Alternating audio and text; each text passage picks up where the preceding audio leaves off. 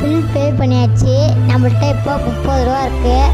நம்மளால் முடிஞ்ச ஒருத்தவங்களுக்கு சாப்பாடு வாங்கி தரலாம்.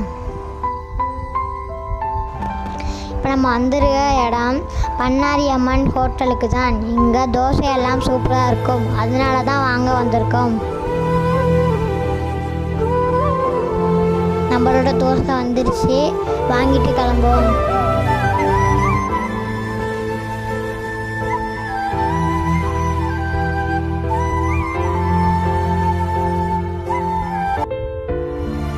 இங்கே ஒரு தாத்தா, வயசான தாத்தா நடந்து போயிட்டுருக்காங்க. அந்த தாத்தாவுக்கு சாப்பாடை கொடுத்துட்டு வீட்டுக்கு கிளம்பலாம்.